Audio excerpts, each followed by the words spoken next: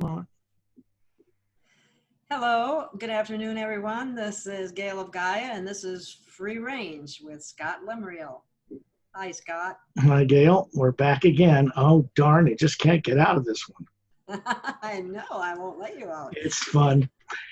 People are finding out in such, because these aren't giant radio shows. They're not coast to coast. They're not some big, they're these little things that catch people's attention in such odd ways that I get people contacting me that you'd never expect would contact me, finding your show and Perry's out of Thailand.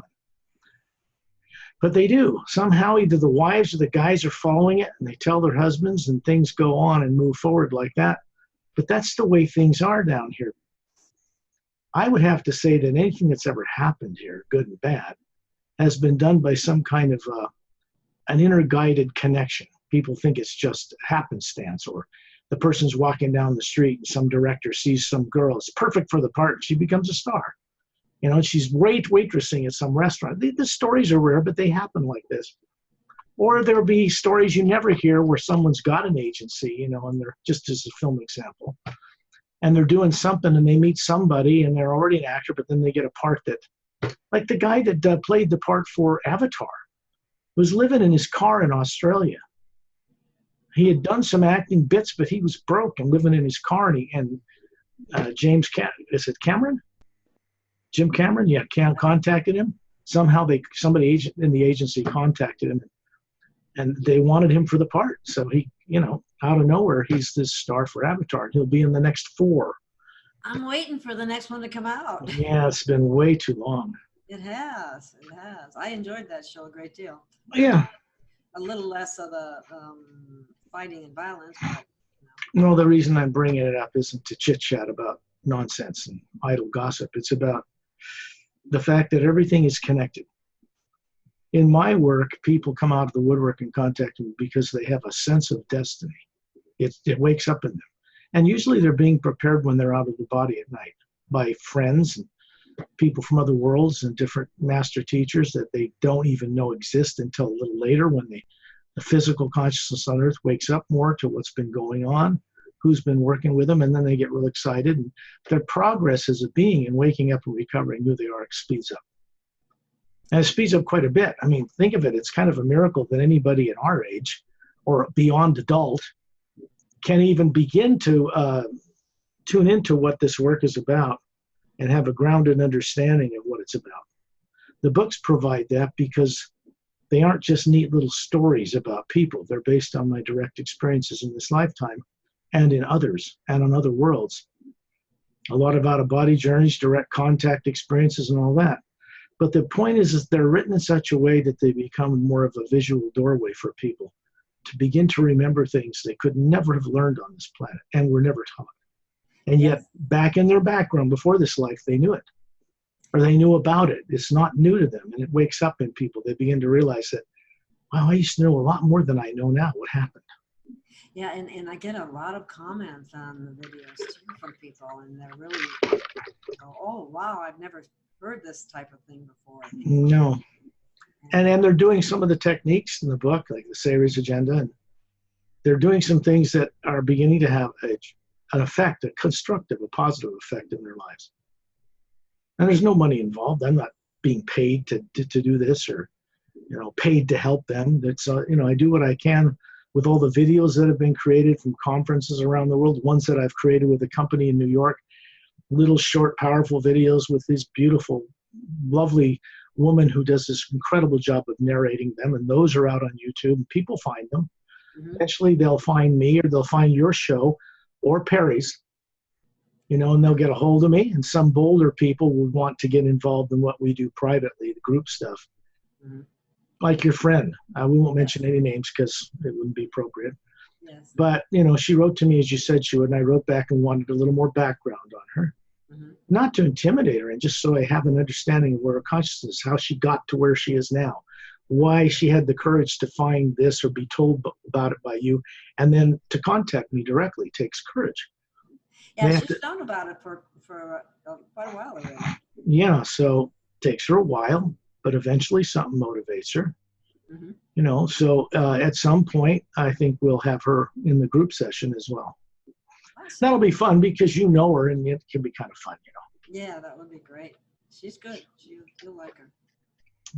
I probably hesitate to mention something about a group session on the show because then anybody listening thinks that, you know, I would like to be part of it, but let's face it, I can only work with so many people.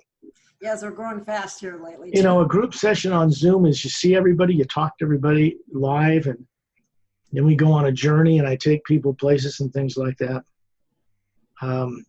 People have to be ready for that because they have to have a grounded understanding of what it is we're doing for their benefit, so that when they do work with these things that I bring out, help them discover, it can be a real changing, life-changing for them.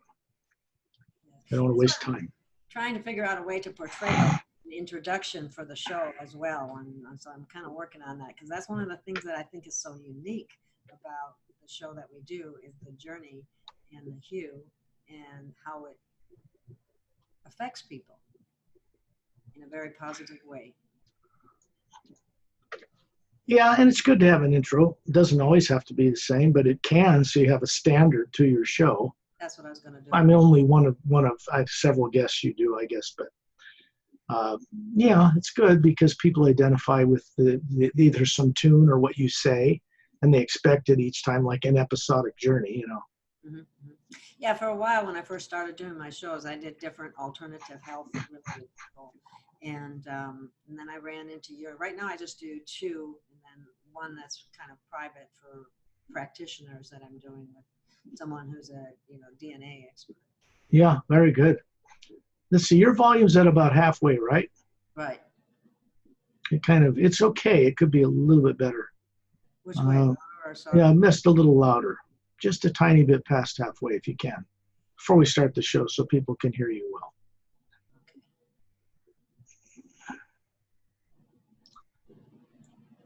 Okay, how's that? I think that's a little better. Let's go with that. I'll get a little closer. Wait a minute. What did you do? I lost you for a minute. There you are. Okay, yeah. I pushed the wrong button. Yeah. You can do this. This is stop video. Okay. You just see that, but you can hear me. Whoops. Oh, there's the video. Yeah. Okay.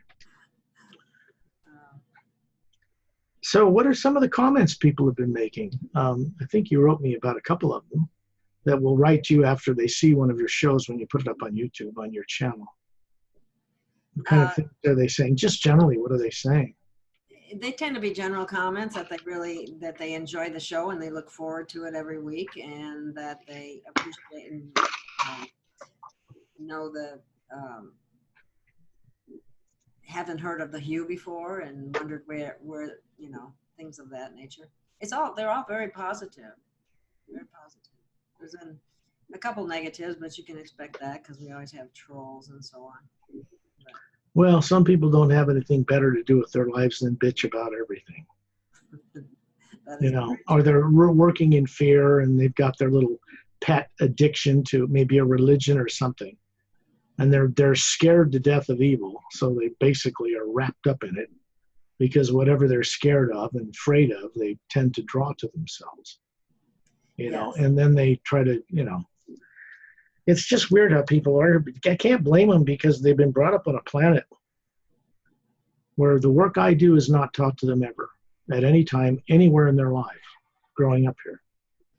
That is so true, especially, the part about using your imagination and so on. We've been trained not to use our imagination. Or to think of it as something made up in their brain that's just some fantasy that they have the right to create any way they want. This isn't actually it. A person's imagination is not made up in the brain. It doesn't get created from a person's brain. There's no there's no camera and motion picture screen to see things visually with their eyes open or closed. When they close their eyes, the eyes are off, which means no light's coming in the eyes. That part of the brain is off. So when they start seeing a beach with their eyes closed, who's seeing it? The brain? Recorded in brain cells? No. That's what people think. I mean, many people think that until they find out different, because that's the way we've been told, and it's incorrect. You mean brainwashed by the brainwashed? Yeah, there you go. They can't help it. That's how they grew up too, Yeah. You have two areas of, and I bring this up often, there's two areas that are taking place on this particular planet in the way that it is. One area is your trained PhDs in Harvard, Harvard and Yale and the different schools, universities teaching theory, because the science and the physics they teach, although based in a long-standing ability to prove certain theorems and mathematical things work against time-space, there's no theories they've ever come up with in any of those studies that apply to everything all the time. There's always discrepancies. So they have theory to try to explain what they do not understand. And they teach this to students.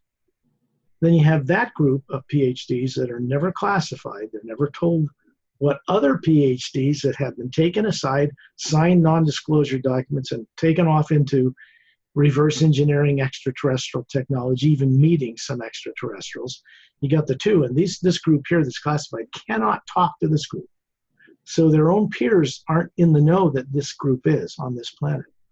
And it must be very frustrating and hard to live a life like that, where you have to basically either shut up or, when you're confronted, lie, cheat, and weasel, make up stories about what you're doing that isn't what you're doing, to your peers, to your friends, to your family.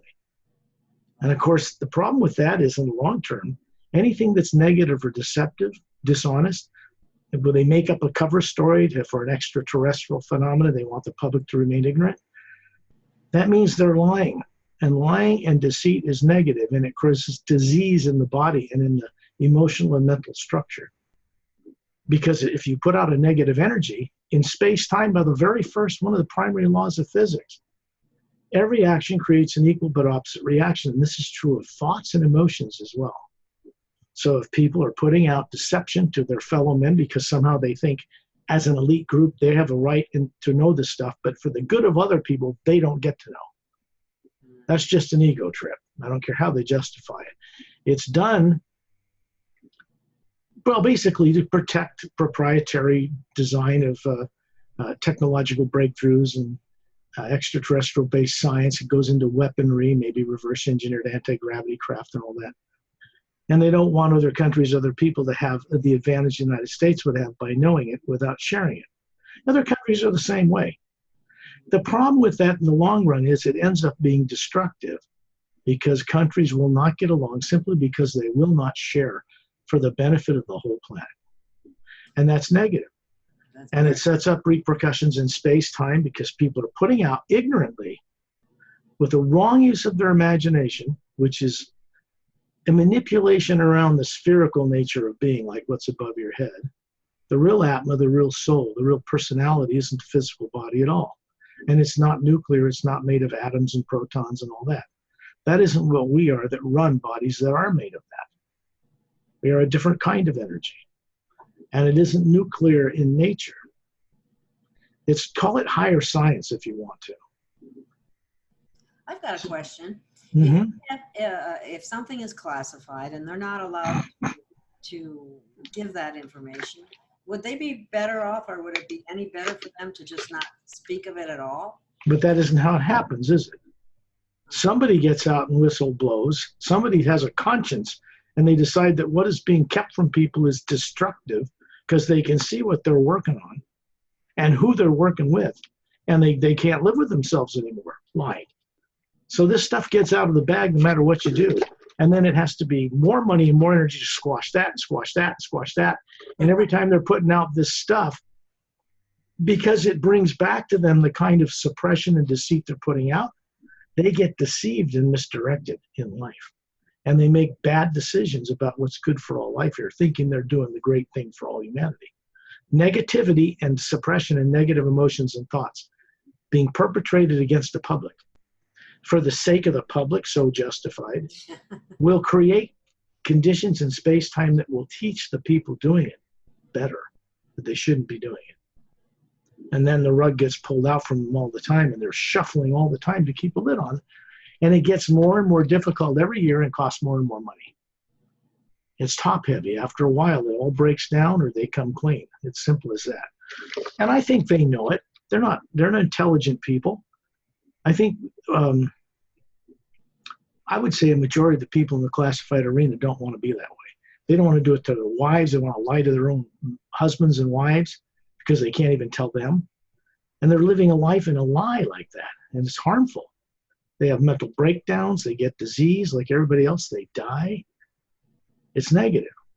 The only way to fix that so people have longer lifespans and they wake up to higher faculties, which aren't part of the physical brain and body they grew up with, how to bring those higher faculties into this life that was never trained in is what my work is about.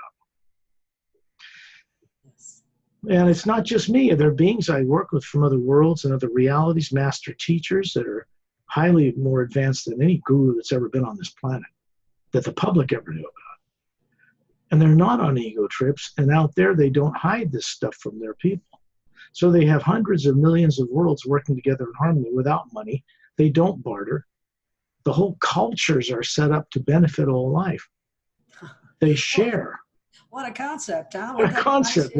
I think most people would really like that. Yeah. But they're also at the same time subconsciously misdirected and terrified to acquire it. They think, okay, I'll give you an example. They'll think evil or the devil or something will get them. Number one, if they get out of their body. What? First of all, they're going to get out of their body whether they like it or not when the body dies or when they die. And there isn't any avoiding that. So what's the point? They're afraid of getting out of their body till they die, and then they have to get out of their body. It's hypocritical. It's nonsense. Well, it's an oxymoron, It's like... That was a comment, by the way. Someone asked, well, why do we have to get out of our body? Well, you're going to anyway.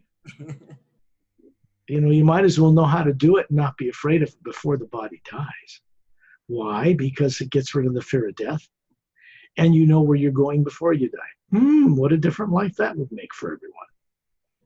And people think that's some kind of fantasy. But on many other world systems, not just in this reality, on other planets, but other dimensions as well, people do it all the time, collectively. Whole planets of people that think this is normal. They can't comprehend how living is suppressed as people on Earth are, how they can even function that way. And a lot of us have a hard time functioning that way. Yes, we do. Some of us just don't feel like we fit in at all. No. So, but I've had some experience too with the journeys that we've gone on, and it's a wonderful thing. And once you get done, you just feel so elated and spiritually uplifted. When we go on these journeys, there's a type of energy that flows through you, through the brain, into the brain cells, turning on, on Earth, they'll teach you that we use 6 to 10% of our brain. It's 100% brain, 100% developed. So why would you only use 6 to 10% of it? But they can measure that's about all that's being turned on in people. And that's silly, of course. It means that something happened genetically and on a being level to people that are born on this planet at some time that shut down certain genomes on their DNA, so it makes it hard for them to remember and to access higher faculties. And something was done to the physical, to the being itself, before it found itself incarnated here with little or no memory, former memory. You grow up with a brain that's empty, completely a blank slate. You learn what you learn from your parents growing up. You grow up into an adult in this body, and the brain only has that in it. That's it. There's not an ounce of information in that brain about past lives, other realities, or anything you used to know, because the human brain in a human body on Earth isn't capable of handling that much information. It's not prepared to at any rate.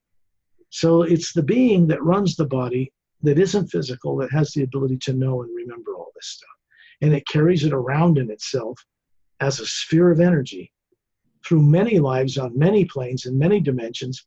And the natural aspect of it, without interference by tyrants, is that it would recall who it is when it chooses another body.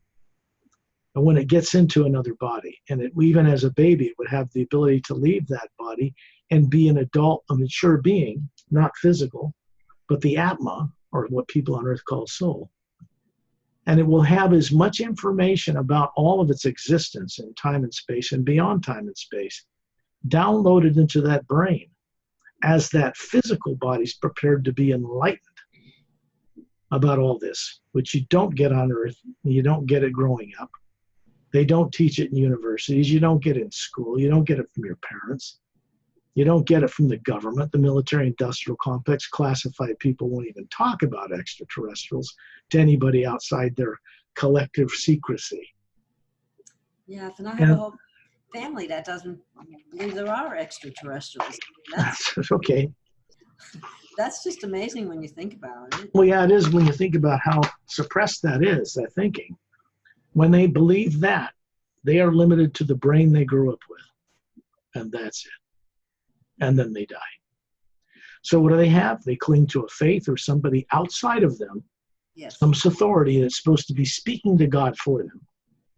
And they believe that till they die. And they're taught, if you get out of your bodies, the devil will get you. And it's not just one religion that does this. A lot of them do. yes. It's for power and money. That's it. Has nothing to do with truth, real truth. And it's done in order to keep a following ignorant and controlled until they die, because then they're recycled. If you take fear of the unknown, fear of getting out of your body, fear of death, or any of this with you when you pass away, it influences where you go after that. Because the universe, that what people call divine spirit, is a living energy field throughout the entire multidimensional universe. And it co-creates with these individual Atmas, us. When you imagine in it, and I don't mean from the brain, but imagination from the Atma, looking in the universe, is seeing into it, connecting into it telepathically, and knowing without doubt or fear. Innate knowing.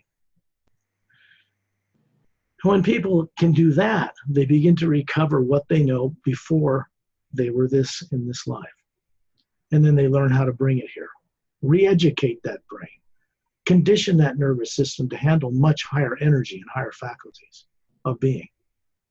Because the higher faculties are being worked by the being, the Atma that runs a body, not by the brain. And the brain and the body need to be conditioned to receive information beyond this life, if it's ever going to become enlightened in a physical life on a planet, and know who and what it is that is not part of this planet, never was part of this planet, and where they originated, because human beings never originated on this planet in the first place. So people that say, I don't believe in extraterrestrials, I ask them, what do you think you are to anybody else from another planet? You are an extraterrestrial to them. That's a good one. How arrogant is like that, right?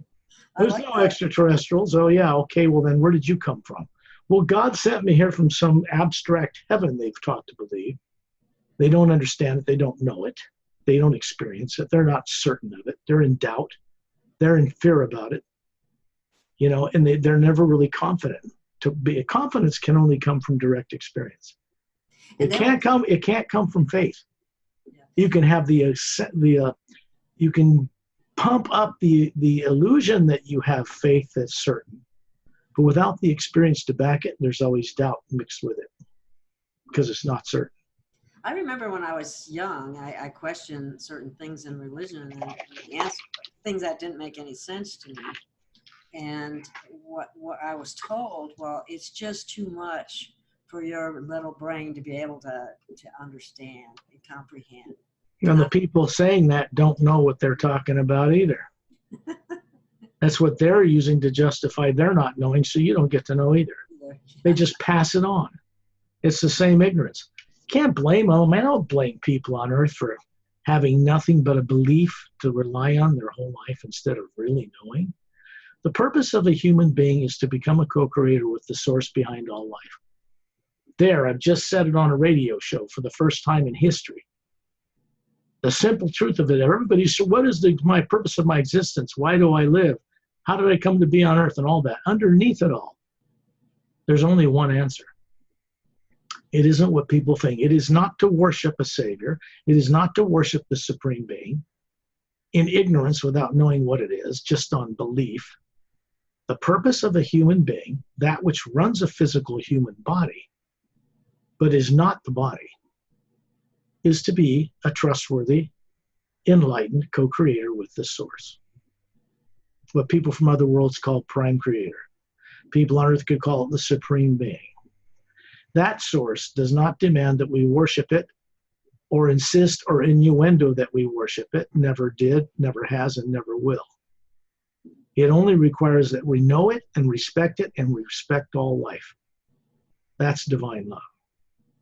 And if you don't know what life is beyond your little planet, and you can't even love or respect life in other countries, how are you going to ever fulfill your purpose to be a co-creator with that source? Because the fact is, the being, the spherical form that we are, that is really constructed in the image of the source, not this. That makes so much sense right there, because that it's in your image, everybody's image. In order to be a co-creator with the source and have what people call free will and freedom, they have to be trusted with it. People on earth cannot be trusted with it the way they are. They're ignorant. They think, I need to be ignorant because someone's going to save me and do it all for me, and I don't have to do it. Then they don't grow that whole lifetime, and then they die. Then they go and meet some relatives. Maybe they'll meet an archangel or something like that. And they'll be very nice, and they'll tell them, you got it good now. You go back to Earth, and we will be kind, and you won't remember how you died or that life. But then you can go back to Earth and get it right and be more perfected. So what do? They bop off into Earth, get in another body, dumber than a brick, remember nothing, and go over it all over again. Now, if you don't have your higher faculties, or all you knew in the universe and the multidimensional journey you've been on for billions of years, and you don't even know this, you come into a body on Earth, and then your memory's suppressed. And you don't have access to that 100% use of your brain or the higher faculties that you are running through it. How are you going to get it right? How could you possibly get it right? It's a contradiction. None of it makes any sense whatsoever. So, so true. You know yourself, Gail, when you begin to become aware of the fact that you've lived countless times before this life, on other worlds and in other realities, and this journey of being a human being never started on this planet. Your life begins to take on a much grander and wider and more beautiful and more exciting role in creation. It does. There are people I know that never grew up on Earth, that never had an implantation done to them, meaning before they were born here in some life, somebody caught them out in space and misused extraterrestrial technology to create a subconscious mind and put things in it, control those people. Kill their physical body, take this Atma in an electromagnetic field.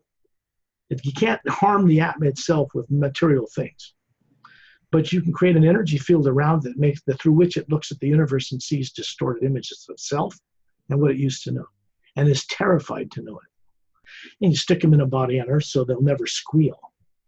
Because for beings to do that to people, they had to break an off-world treaty that came about at the end of a war 500,000 years ago. And it's been very carefully policed. There are beings that get caught out in space, dwaddling around too far out of the Galactic Alliance, and someone will do something and catch them. And, they can't go to war because they'd lose again, so they just do this vicious, nasty stuff. And a lot of people that used to be very aware out in the universe are on Earth now and have no memory of who they are. People, if awoken, would have great potential to contribute to great change in the universe for the good of all life, are stuck on this planet with no memory. Political prisoners of old, you might say. Earth is a Switzerland. It was created under a treaty 500,000 years ago at the end of a war so that no one race, good or bad, could dominate it. And it's been shared for scientific research. It's small little colonies, and they bring their people. Tyrants bring their human slaves with them, good, and they've been able to mix it up here on this Earth, but no one race has been able to dominate it.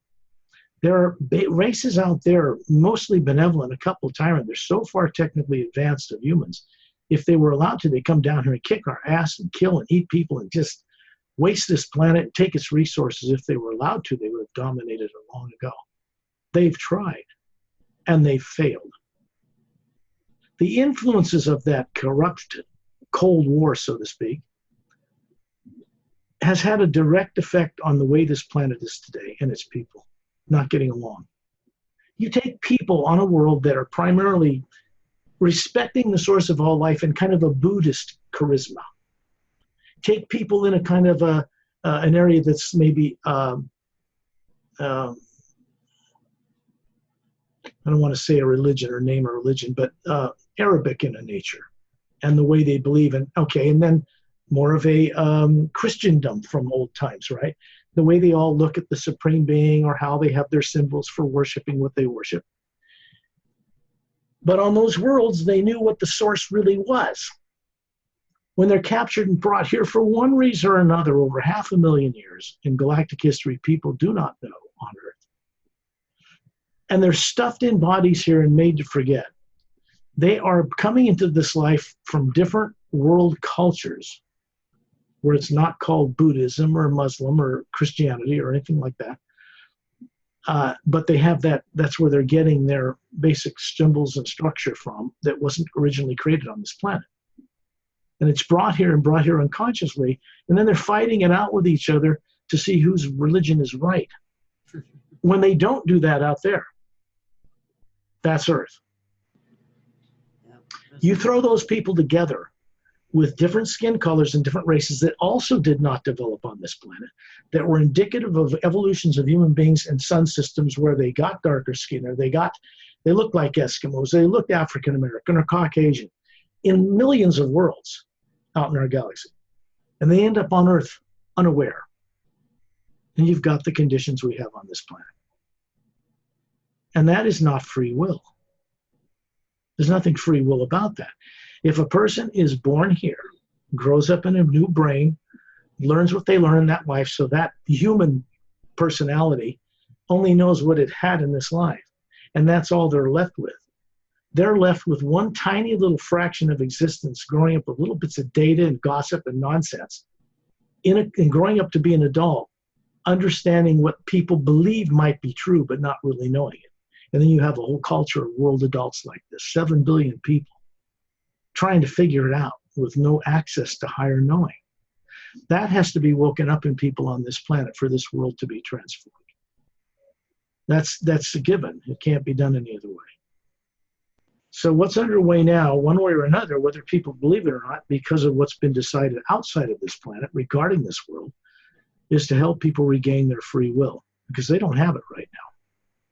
If a person is born on a world with little or no memory of who they were or what they knew before they were born here, they do not have free will.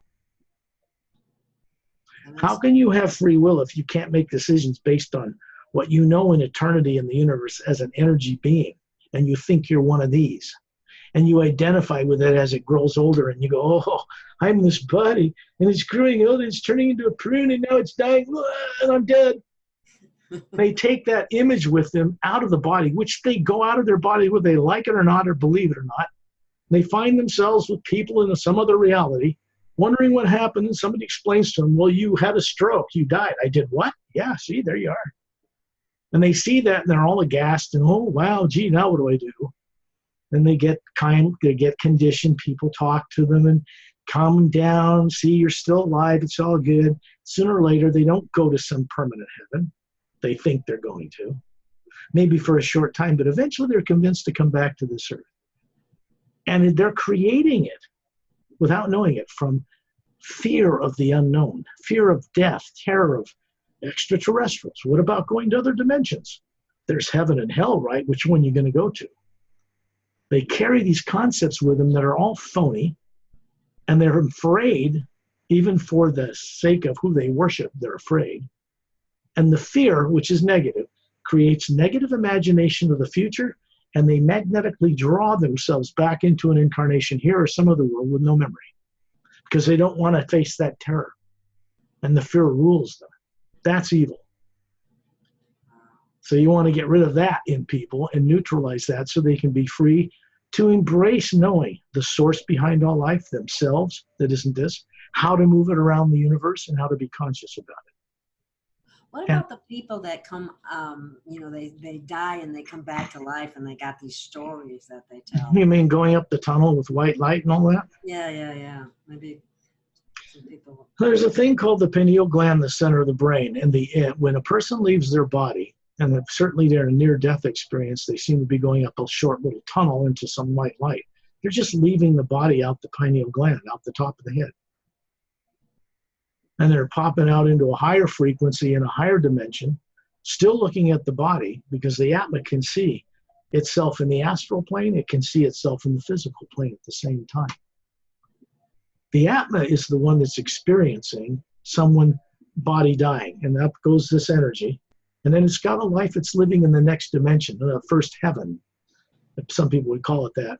I don't. And it's the emotional plane. That means the next division up beyond the parallel dimensions of the physical universe. The next major division is referred to on Earth as the astral plane, and that's where emotion moves matter.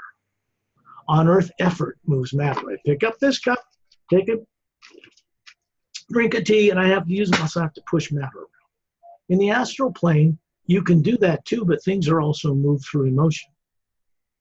In another plane higher than that, the mental plane, which is where the whole mind body is created, through which you have intelligence. When your body and your brain are adult, you can start to bring in higher awareness that you have from other realities where you're living. It means that a person is living a life, running a body on a number of different dimensions simultaneously at the same time. In order to gain the experience about mastering emotions, the mind, and the physicalness matter. These are tools. These are, well, they're kind of like advanced machines. Human DNA and genomes is a type of body, a biological organism that runs at 98.7 degrees. Woohoo, what do you know? Well, and then it has to eat and excrete and do all this stuff, but it isn't the being that's running it. A human body will sit there like a vegetable drooling and do nothing if the being isn't running it. The being that makes the brain active through the pineal gland, the center of the brain, and turns it, makes the arms move, is not the brain. It's the being running the body. When a person becomes aware of this, and then they become aware of the forms they're running in other dimensions right now that they've been deprived on purpose of knowing, when that starts to wake up, a person becomes aware that they are a spherical form of energy that moves between these different dimensions, running these bodies on different planes for one specific purpose: to become a trustworthy co-creator with the source behind all life, which is way beyond the void known to most Buddhists. Planes way above that, which is where all of us came from as that spherical being, not this. Long ago. That's big, getting people not to think that, to realize they're not their body. They're, that. People think it, they hear it in religion, but some people think that when the body dies, somehow the dead molecules and worms are eating it and it's decaying away in a casket, is going to be resurrected, and all the moles are the being that gets resurrected is the physical body that's rotten. And they get back, they think that's soul somehow. That never made sense to me. It's nonsense. There's no need for that because they aren't a physical body in the first place. What gets resurrected is the awareness of what they are that isn't the physical body. That's eternal life. If you're not conscious and mature to know how to run that thing, why would some supreme source or supreme being trust you, take you up into its heaven and let you run amok up there with your terrorizing subconscious fear of everything and ruin that place like a bunch of spoiled children? The universe and the higher dimensions, source behind all life, could never run things the way people believe. Only tyrants between that source, pretending to be the source, demanding worship. You got to look out for them because they will demand worship and give you nothing in return. They just want to be put on a pedestal and use your energy. Astral, causal, mental, etheric planes, those beings to some degree are like that. So people are actually worshiping an unknown source or being they don't know. They're told to do it, or you go to the bad place. Yeah. And they die that way. And this is all wrong. It's got nothing to do with the source. The actual source behind all life is not a tyrant. It doesn't demand worship. It never did. And for a history that it would take a while for people to understand, long ago, this experiment we call evil was put in place in the lower dimensions. And certain beings were given this power to misdirect people, to encourage them to step into darkness and do this and that, to tempt them. And this was thought to be a good way to cattle prod people to get spiritual logic so they would become this co-creator. The idea was to eventually make the lower dimensions mirrors of the worlds that exist above the void that have no negativity in them. not positive and negative at all. It never worked. It's a failed experiment in eternity. If you want to fix that, you've got to retire evil as an experiment, like the dinosaur, and it has to be replaced with something that actually works in the structure that exists, and even on Earth, so that people are encouraged to only imagine and create that which will be of uplifting benefit to all life. And that means all life, which means people on Earth, whether they know it or not, have the capability to know what life exists out in other worlds and other realities. The Atma can go there and experience a lot of it while it's got a body on Earth, once it learns how, the right conditions. That opens the door for beings to come here in mass, land, and come out, technicians and experts, and solve the pollution problem and disease problem and genetic problems and all that stuff, which they would bring here for free, just to get back the beings that are trapped and unaware of who they are on this planet, because of the potential it has to change this experiment of evil into a transformation in the lower dimensions without destruction. What a neat idea. Yeah, what a concept. If it was a concept, I would be really worried, because that's belief and faith. No, it's something that I had a part in creating with others, and that is underway now for the first time in the entire history of the multidimensional creation. Something new, some new element in this thing people call divine spirit that's moving through it from the source, because the planes where all things come from, including us, has had an enlightening experience itself about how to fix this problem, because of what beings came back there and downloaded into it its long billions of lives of experience. So it's way beyond concept. No, it's reality. It's what's happening now, right? Yeah, but it's here's the thing. If you fulfill your purpose as a being, it isn't to stick around on Earth and live in lifetimes, but even in the astral or causal or mental etheric planes. It's to have the Atma become aware of what it is and voluntarily go back across that void into the higher worlds where it came from, to the source, and share new insights it's found from that long, hard-won experience about how to fix the biggest problem in creation. How to make the lower dimensions mirrors of the upper worlds is what we're all tasked with in coming here. The destiny of a human being is beyond fantastic. Someone has to be trained to run galaxies and dimensions and doorways between them and help younger beings and other body forms become enlightened. That's us. We're getting the training. Earth is not a normal planet. It's a perverted, backward planet. It's been abused and misused in ways that you couldn't imagine in real solar system and galactic history. So everybody here doesn't know where they are, how they got here, or what their purpose is, or anything else.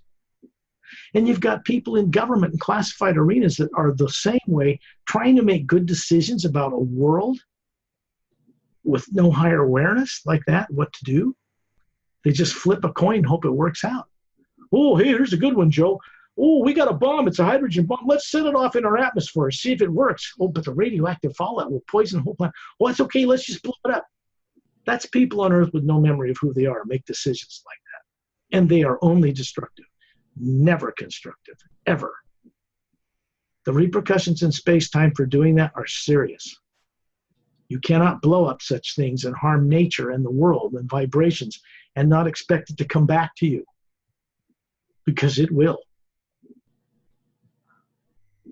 People in those arenas are aware enough now to know that they can't stop doing it because they knew they were going to ruin the world. They would have destroyed all life here without a nuclear war, just by testing them above ground. It would have all been done, you know. Forget global warming. The radiation that spills into the atmosphere up the jet stream from those things has a half-life of 500,000 years. It's not going to go away. Cancer went through the roof from these knuckleheads testing these bombs in the atmosphere all over the planet. Duh. You got people from other worlds looking at that and going, what is wrong with these people? Are they that crazy? To them, it's unthinkable that anyone would set off a radioactive device in their own atmosphere just to test a powerful weapon. They'd never do it. They never think about it. It's unthinkable to them. First of all, they don't have subconscious minds. What did he just say? You mean normal beings on other planets, many of them don't have subconscious minds? Yes, that is what I said. That concept is not exactly understood because... It's not a concept, Gail. Oh, well, what word would you... Concepts are belief and faith. They're debate. They're not real. Concept is a concept. It's what you believe, what you think might be true without knowing. So I don't use those words. I point out not using them because everybody else does it, and doesn't help them change. Doesn't help them grow or learn anything permanently. They go their whole life listening to radio shows late night or anywhere else about UFOs or extraterrestrials or whistleblowers, and 20, 40, 60 years later, they're still in doubt about all of it because they're trying to get truth from outside, from others who don't know it themselves. We're trying to figure it out. And it's confusing and misdirecting to people. I don't blame anybody, these people, hosts on these shows or anything else. Some of them are very good. It's just they aren't experienced themselves. And they're trying to get truth out of people.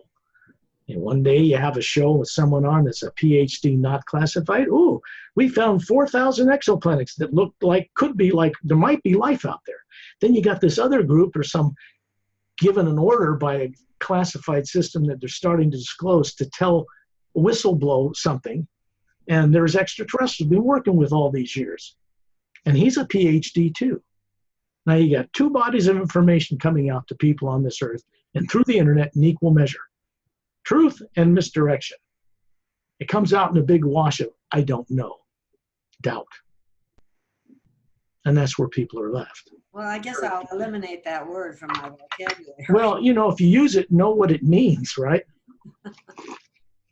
Because we use words a lot. Words, thought, is what I thought of it. Right. Words have mental image pictures associated with them. The whole real communication isn't the word. It's what the image is it represents.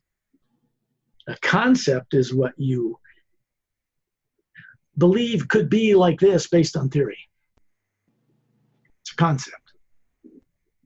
And then there's direct knowing. What's the difference? Well, direct knowing means you know what that is. You don't think what you might know what it is. It's not a belief. You tuck away and maybe you'll get the real answer someday. And human beings, not the body, are capable of knowing. Not faith, not doubt, not fear, not speculation, not theory. They know. Because a human being, not the body, is telepathic. And it connects in a way through an energy field to a source behind all life that cannot be penetrated by any negative thing or technology or being. Because it's not nuclear. It's not molecular, where things like that can be affected. It's not psychic.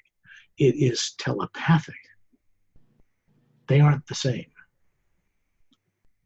So when beings get connected into that and learn how to do that or recover that, they begin to become the knower. They become enlightened. Enlightenment means you know, not you believe. Or you think. Or you think, or you feel it might be like this. They go beyond feeling and thought into direct knowing. The Atma has the ability to directly know things in the multidimensional creation. And only it has that ability. A human brain grown up in one lifetime does not have that ability. It can be trained to receive that kind of enlightenment from what it is running that body once it's awake and knows what it is. Or it can remain in ignorance its whole life, thinking it's a body when it looks in the mirror, and thinking it has this thing called soul. They look in the mirror and say, this is what I am. And then I got this soul over here somewhere. I'll pull it out of a pocket and look at it once in a while. I've got this soul. The human body does not have a soul. The being running that body is a soul. It's the other way around. People have got it all backwards down here. They're trying to command from a human brain that grew up one lifetime in the universe to give it all this stuff. But it won't work that way because it's the being communicating with the source that gives it all that stuff, not the body. What about the word spirit? How do you... What do you think that is? If you were to define spirit, how would you try to word it? Soul. Yeah, same. Okay, but what is soul to you? What is the Atma? The Atma is my true being. And I like the word Atma. It's good. It's because not the first time you've heard it in this lifetime, I can tell you. Spirit and soul. Okay, so what are you that's talking to me? What is making your mouth work? And making the body move and do all this? What is it? The brain? The Atma. You. The real. And I'm talking with you through a body on the radio show because that's what people can relate to. But in reality, I'm this spherical being talking to you as a spherical being from the white core to the white core, telepathically. When I'm on this show and you put it on YouTube, I'm speaking telepathically worldwide to other fellow beings who don't know who they are on this planet, telepathically. The books that I've written are a telepathic doorway. People find it out as they go through it, but as they begin to they get a grounded understanding of how people from other worlds have changed that has to do with this planet from outside. That's the Sayre's agenda. The Emerald Doorway, the Parallel Tide Trilogy, the first book that's published, The Emerald Doorway, is about what beings and extraterrestrials, human and otherwise, were doing 100,000 years ago before the poles of this planet flipped and destroyed a continent like Lemuria. And Atlantis, which was an almost independent colony continent, 2/3 its size. This is way before the Atlantis that Edgar Cayce popularized. Now, he said he could go back 35,000 years. That's as far as he could go, and that's when Atlantis was destroyed through the mysteries of science. That was a volcanic island, not the original. Got to go back further for that. So when the poles flipped, and they've been doing that cyclically every 100,000 years on this weird little world, cultures that have been brought here from the stars were wiped out. People that could leave left, tyrants would leave human beings here to die or perish, and split. Place gets wiped out on the surface. Planet's fine, but everything else, then you got to recolonize it under treaty. And Earth's been having this happen to it for 500,000 years or more. More, really. So one of the things that recently happened, which you can only know is true when you get outside of your body, you get off this world and look at it with others who know what they're doing. The polar flips of this planet, which created the ages, is known in certain religions and esoteric groups as Golden Age to Iron Age and back to Golden Age, is over for this planet. That means the prophesied past destructive destiny of this world has been permanently altered for the better for the first time recently. And it's not going backward. Poles aren't going to flip anymore. There's still people out there saying that they are, but Oh no, but that's because they're reading all kinds of, I don't care about that. It's nonsense. They're finding it on the internet, and all of that's being put out from fear-driven people.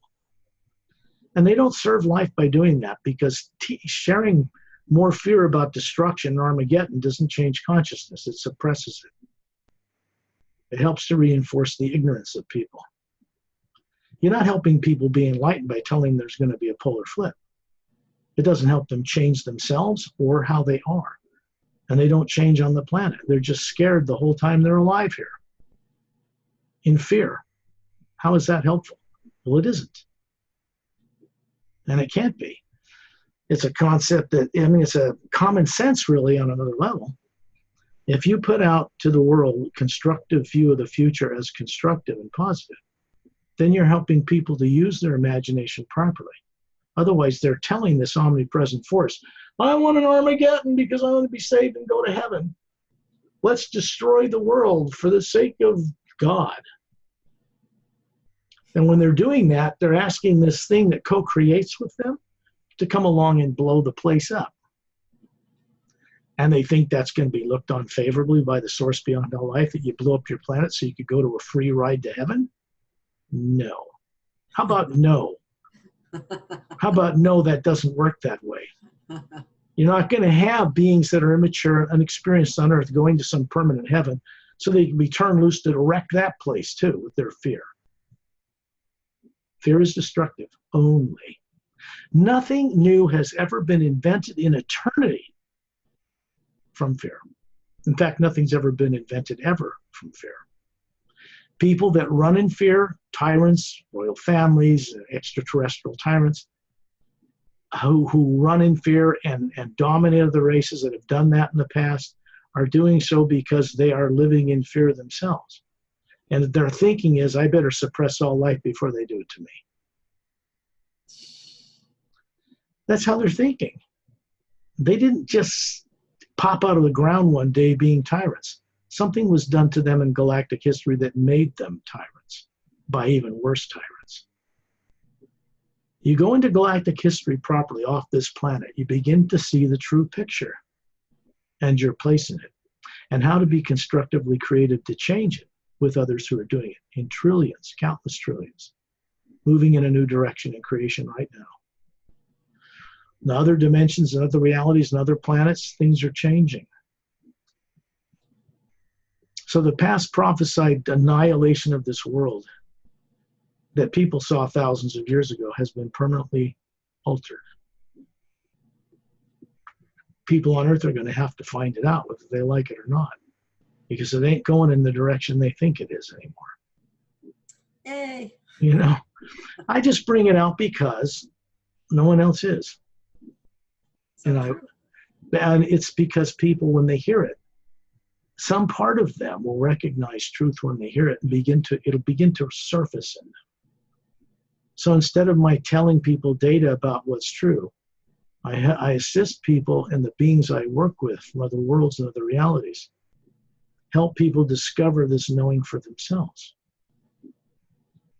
so that they don't just have to live in faith and belief and fear. They become more confident, you know. This kind of a process should be benefiting people in a way that makes their outer life on Earth more grounded and more balanced than it ever was before, not the other way around. In other words, you're going to become aware of the multidimensional universe. People can, and not get so spaced out by it. They're walking across the street and they don't see this big Mack truck that's going to run over them, squash them like a bug, because they're spaced out. No, it does the opposite. You become aware long before you step out on that street that there's a truck coming. You wouldn't do it. So it's like that. Got a little kitty trying to get in here now who wants to join in. He's a little late, but it's okay. Honey, come on, Sterling. This little guy, we're going on our journey now because when Starlight, this little fellow being, it's an Atma running a kitty body, not a human body, but he's quite advanced, comes in.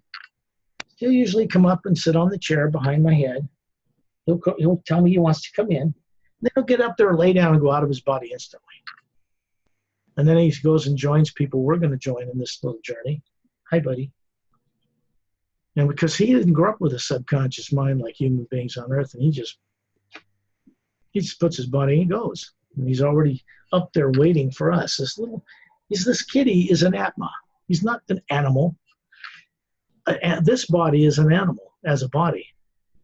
That cat body is an animal, DNA. A cat is a body. But the being that's making that cat run around is an Atma, just like me or you. People find this out on this Earth, this world will change overnight, quite quickly. Come on, buddy. Okie dokie. You want to get up there? Here you go. There you are, buddy. Hey, Starlight. Thanks for joining us. I always appreciate it, you know. I like you on these journeys. It's fun.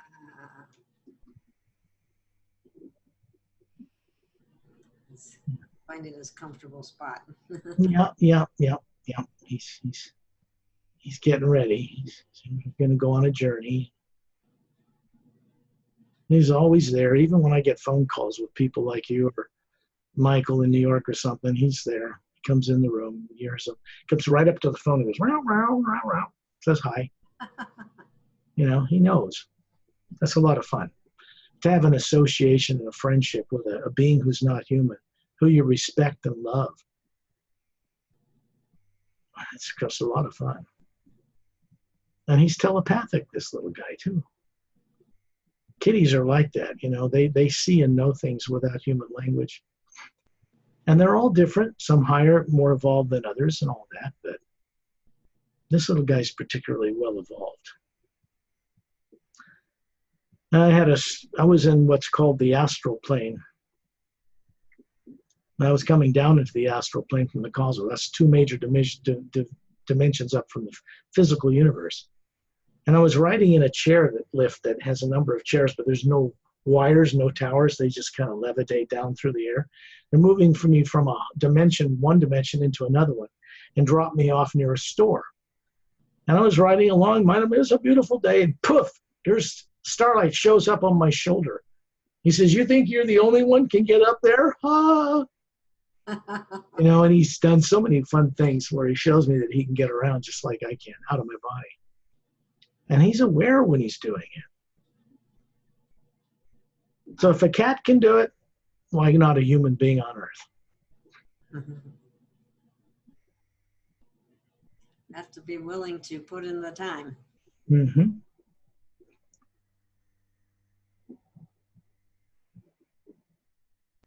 That's a good kitty. Okay. So when we do in these radio shows, we don't have to do it this way, but we want to make them productive. So I'll do this little guided thing. Doesn't make me the superior to anyone. It just means that I'm helping in a telepathic way to share what I know with others in such a way that I'm communicating from the core of my being, not the brain, to the core of their being. And it begins to get that white core to wake itself up from the illusion and hypnotic trance it's been in for, in some cases, hundreds of thousands, even millions of years. It doesn't remember what it is or where it came from before it finds itself incarnating in bodies on different planets, in different worlds, in different planes. So what's underway now is a process to help the Atma wake up to all of this for the first time, so that it can return to the source from whence it came and share a unique perspective it's gained on how to create differently the lower worlds, so that they become, we got to get rid of the experiment of evil. Yes. Because it's a failed experiment and it doesn't do what it was intended to do. In fact, it ended up trapping a lot of what you would call the prime creator, each of us as individuals, in the lower dimensions, and they've not been returning. So getting that reversed and getting that fixed is part of what you would call transformation for planet Earth. But it's not just for Earth. This kind of thing is taking place on worlds all over this galaxy. Much more advanced worlds. People on Earth are going to have to become aware of the fact that we did not originate on this planet, and there are more advanced races out there who are willing to share with us when we can be sane and not lunatics, fear-driven maniacs, going to go out in the stars with their nuclear-powered spaceships and beam weapons and nuclear bombs and go find extraterrestrials. Oh, you don't look right. Fire, fire, fire, shoot. Let's blow them up. Because that's the way people would react on Earth to what they don't understand. Fear. Fear is destructive. It's never the correct decision. So, I've said this before, but Earth is quarantined. The solar system we live in is quarantined. And in a nice way. I mean, they're keeping people from Earth, classified space program, whatever you want to call it, from really traversing the stars. Because they're going to go out there and their fear is going to attract to them only negative beings and situations. And that's what their experience is going to be, and mixed in with good. If they want to have a transforming nature take place on this world, then their imagination, their use of how they use energy and how they think needs to change for the better. So they will meet up with and attract to this world the wondrous things that are out there that can benefit everyone on Earth. This is a change that's required. You can't do that if people on Earth don't remember who they are, how they got here. That's impossible. Tyrants could force their will on people here. They've tried. Benevolent beings don't do that. They will come here and help people remember who they are so that people on Earth will choose to have their assistance. Pretty simple. We go on these journeys. I ask people to sit in a chair, lay down, and be comfortable. to get relaxed as if they're putting their body to sleep at night. Because they do it like experts every night anyway, without realizing what it is they're doing to put the body to sleep. Which means, what is the Atma, the real being, doing to that body to put it in the trance state called sleep? So it snores and it's not aware of anything, and its heart's working and blood's working and it's breathing. Every night, you and everyone else does this, like experts. But they've not been brought up on a planet where they learn how to bring back awareness of what they're doing when they leave that body every night. And why should they be conditioned to it growing up as an adult and think it's easier? How it is easy, but how to bring back and download into the brain what you've been doing while you've been out all night somewhere else. People have a dream of flying in a physical body somewhere. They wake up all elated. Wow, that was a great dream. And they've grown up on a planet where they're taught dreams are just made up in your brain. So it was a neat thing your brain did for some reason, but they'll forget it in an hour when they get up and eat breakfast and go to work. Maybe they'll remember it a week later, but it won't really change them. Because they're really not consciously bringing back what they do. And sometimes they bring back all this distorted stuff and being attacked and all that. That happens because when they go to bed at night, they are fearing the future as they drift off to sleep. And that sets up conditions with this omnipresent living energy that co-creates with us to bring you those kinds of elements. And you wake up with a nightmare. And it's because of what the being is doing with that body before it puts it to sleep. The being is actually causing the pineal gland, the center of the brain, to secrete certain things, like serotonin and melatonin is made. And it puts the body in an automatic running condition while you're gone. Every single night, all over the world. Now, if you talk to most people on this planet and ask them what they were doing specifically while they were out of their body, they can't tell you. And if they did, they wouldn't really believe it was real. Because isn't this what's real? This thing you're worried about losing when it grows old, that's what's real to most people. Because they've been made to forget all this. So I have people get in this seated down or laying position, have them close their eyes, shut off the eyes. Because they're just tools that see a certain small frequency of light in the physical world around you. Physical human eyes are not designed to see into higher frequencies.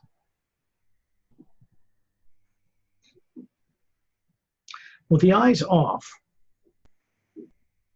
that part of the brain is not on. Imagine a beautiful hummingbird hovering a few feet in front of your face. And in the background, you see a waterfall. And if you look up, you see a snow-covered mountain.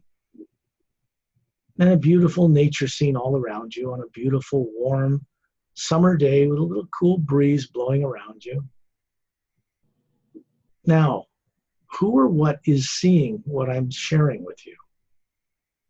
Not the brain, not the physical eyes, because they are off.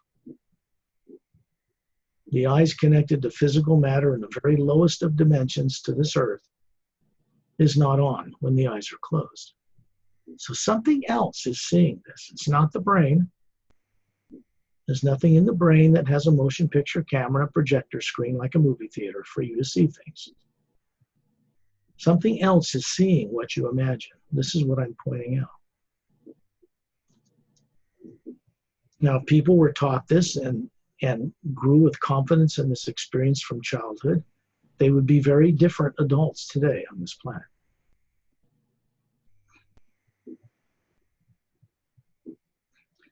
Okay, Gail, can you just close one eye and shut off your mic?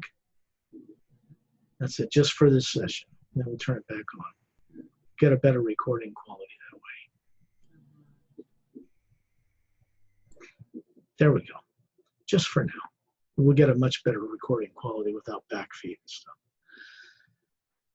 Imagine someone you love and respect. You're grateful they're in your life. This can be a person, place, or thing. I do this every time because it's required to do every time, as if it's the first time you're ever doing it. You recreate it not out of habit, but of free will each time. When you imagine someone you love and respect, a child, a person, a place, or a thing, that makes you warm and smile inside, it opens a door through the pineal gland, the center of the brain, and an energy connection, a communication doorway is open between you, consciously, and the body, which is going into the trance state we call sleep. The same thing you do to the body when you lay it down and put it to sleep at night. The difference is you're hearing my voice and you're remaining conscious while the body does this. That's the difference. Then we go on a journey and you bring back the awareness of that journey while the body's asleep. And then you bring it back consciously and then open your eyes when we're done. This begins to change a person's perception of reality. An expansion of consciousness takes place and they become smarter. More brain cells get turned on, so to speak.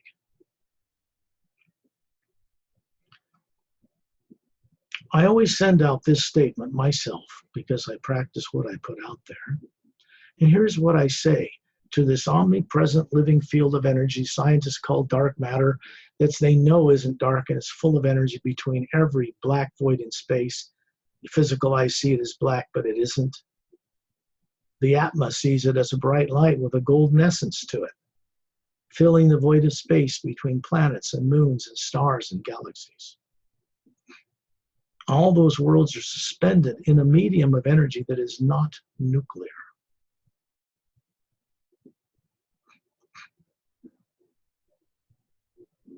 I send out this statement.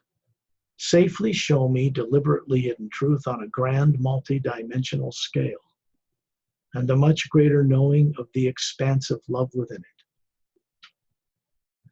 This is saying to this co-creative force people call divine spirit that I wanted to co-create this into my life.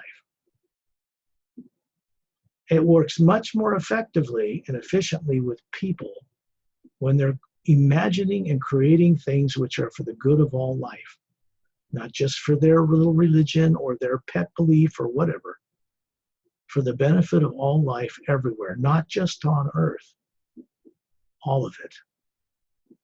This is our true nature as human beings. This is what we're supposed to be doing.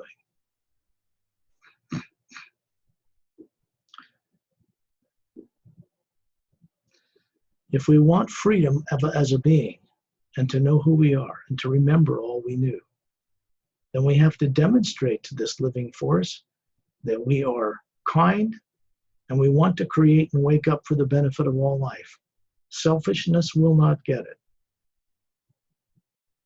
This force doesn't really work with selfish natures. When you want something best for yourself, it's also best for all life if you're doing it correctly.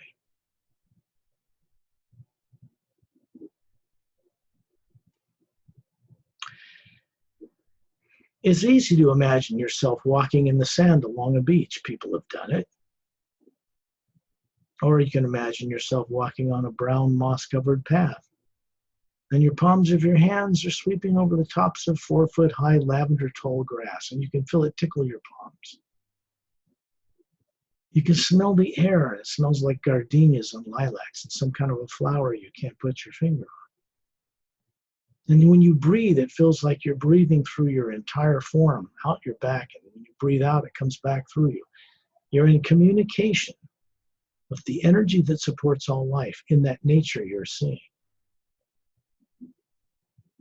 Here's this physical form you see, like the one you have on Earth, perfectly healthy, about 36, just a young adult kind of thing, standing on this moist, glowing brown moss on a path, feeling cool energy run up your legs. It's very comforting. And you look to your right above this blue-green forested terrain, and you see a tall snow-capped mountain in the distance.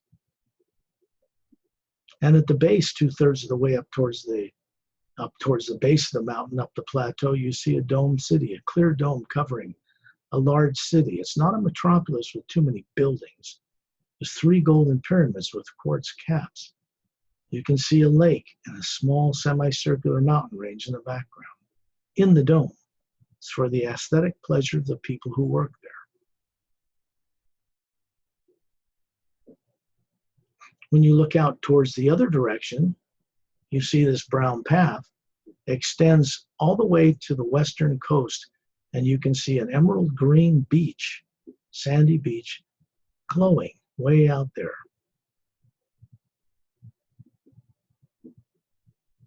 What is seeing this scene is you, the real Atma, the one that runs the body. It's not the brain or the body seeing this. Remember, the eyes are turned off.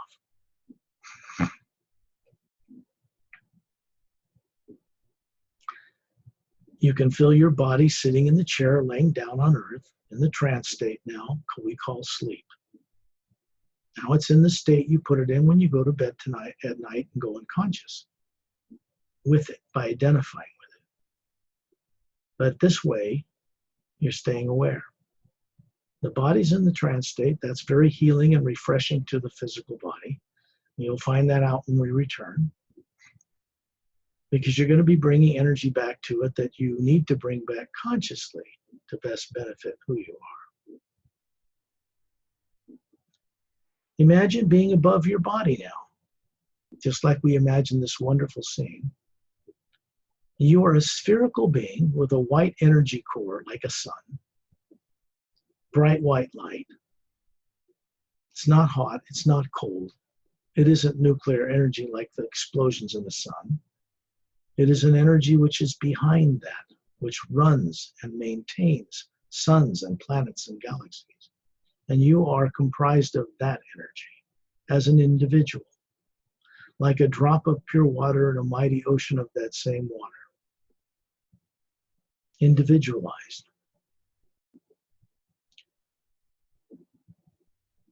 And you can see and look down on your body, and you can see it, and you can find yourself in the atmosphere at 5,000 feet above where you live, looking around your environment, looking down on the building where you are, right through it, see the body sitting there or lying there in the trance state called sleep.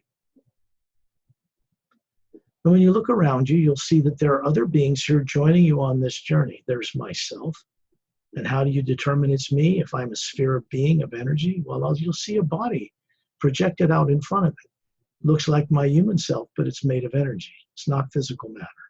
It's so you can identify who I am. Then you can see Gail. You can see other beings here with us, hovering in the atmosphere. And you're going to find out who they are as we move forward in this journey.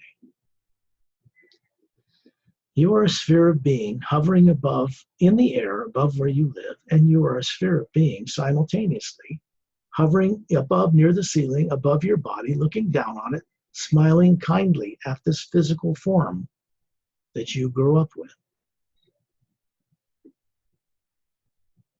And then you have this sensation of moving through the atmosphere at tremendous speed, and you find yourself stop suddenly in space, outer space, in the void of space, above planet Earth, looking down on it. There you are, as an Atma. Doesn't need to breathe. It doesn't feel heat or cold. Radiation from the sun won't bother it. And there we are, all kind of in a circle around a friend of mine named Ambassador Turelian. He is a ambassador of the Seres race. They are probably the oldest human type of race in existence. We get our genomes for the DNA bodies we run from them originally. Over 1 billion years ago, they immortalized their physical forms by dematerializing them and storing them in one of the teardrop-shaped levels of the spherical being they are. And out of this primordial, omnipresent, co-creative force we call Divine Spirit, they will create instantly a body form to carry out a mission on one planet or another that people could talk to or see, and then when they're done, they just dematerialize it and take it with them. That's true immortalization of a physical body. Other human beings on other worlds, very advanced, have immortalized their physical bodies by keeping them the same age for thousands, if not millions of years. But they're not trapped in bodies. They know they're running them and can get in and out of them. That's the difference. There are human cultures in other worlds that can do this in our Milky Way galaxy right now. So you see, we're not going to take our little petty nonsense from Earth and go project it out on other more advanced races out there and tell them what to do with themselves. No. We're going to have to open up and humbly accept their assistance when they invite us to become members of a larger alliance of worlds so we can play among the stars safely. That's coming.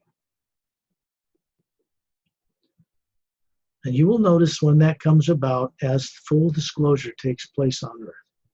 The beings in control now are getting training and being motivated and being given the way to disclose fully without destruction and panic and all the rest of that nonsense.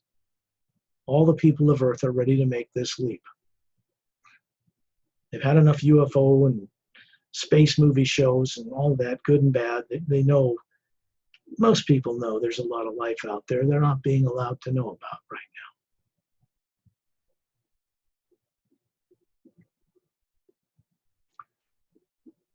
You're above the planet looking down on it in this so-called black void of space. Tyrellian, you can see his body manifested as energy, looks like him. He's 18 feet tall, much taller than us. Long blonde hair, big, beautiful blue eyes, little larger than human, pointed ears, long blonde hair. Looks like a Greek god. He's just giving us a quirky smile and 2 thumbs up. He's a man of few words, and this is just his way of letting everybody know that everything's good, everything's fine. Your bodies are safe. They're in the trance state called sleep. Don't worry about anything. This hue that we're going to get into, this sound that human beings can make, even mentally, without saying it out loud, makes a connection to this, what they think is Holy Spirit, this omnipresent living force that is in existence to be a co-creator with us. We are meant to imagine, intuit new ways of doing things for the benefit of all life that we come up with so that it can co-create new ways of running the universe. That's right. We are part and from the source itself, made of exactly the same energy. And on a smaller scale, we're meant to help deliver new ways of doing things to it that it does not yet know. We are of it.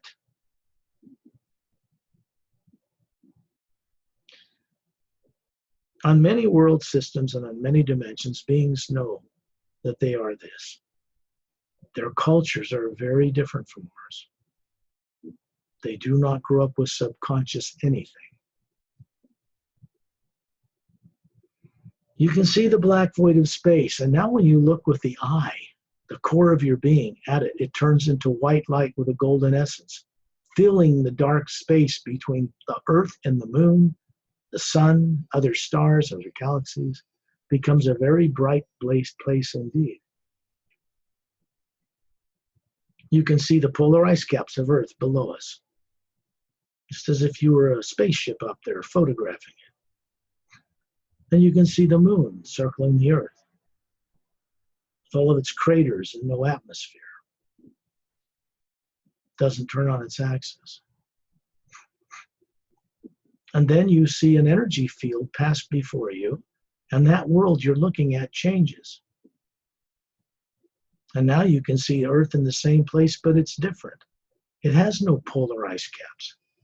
It's ocean covered and has a huge continent centered over the equator from left to the right hemisphere, halfway around the planet. And the land goes up to about a third below the North Pole and then goes down. And on the other side, it comes down to about a third above the Southern Pole and goes up. And on the bottom of it, above the Southern Pole, about a third of the way, below the tropical area, is a crescent-shaped emerald green beach you can see from space. And it has a glow to it. When you look at the planet, you can see right through it. And on the other side is another continent, 2/3 as large as what you can see there. That's Lemriel. Not the Lemriel or Mu that sank 100,000 years ago when the poles flipped on the Earth you're familiar with. This planet we're looking at is in the third parallel dimension in the physical universe up from where Earth is. The molecules in that plane vibrate at a faster time rate. The Atma can see this and go and journey to it. The physical body could if it was taken there in a special ship. Advanced extraterrestrials can make their craft go between parallel dimensions, all 144 of them, in the physical universe, before they would reach a barrier between there and what's called the astral plane. That's made of a finer matter.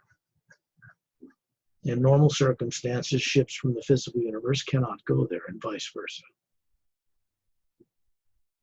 The Atma can travel anywhere. It's not made of matter, it's not limited to the laws of physics or the speed of light or to time and space.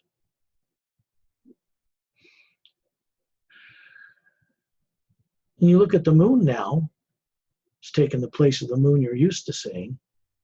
It's turning on its axis, and it's got a beautiful atmosphere. It's got land masses and lakes and rivers and waterfalls and 5 domed cities on the front side. And as it turns, you can see another one on the back side coming into view as it turns on its axis and moves around planet Earth in this slightly higher parallel dimension of the physical universe.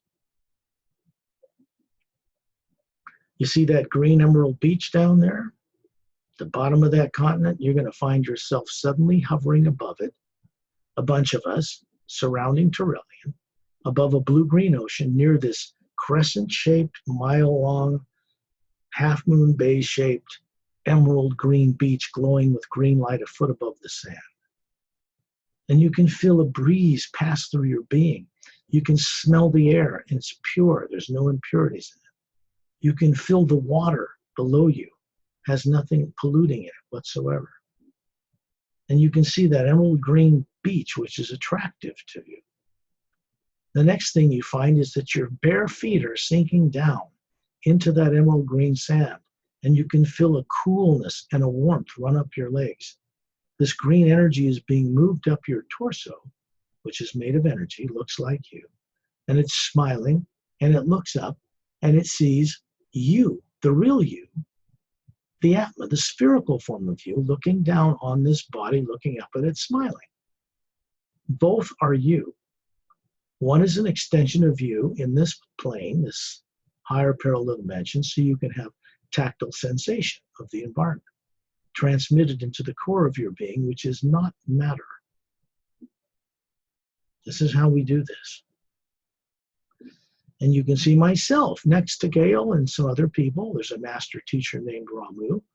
He's got a short cropped beard and maroon robe and a crystal staff made of quartz, 6 feet tall, the top of which has a cross with a vertical oval hole in it called the Ankh, which is in Egyptian history means eternal life, but that symbol did not come from Earth originally.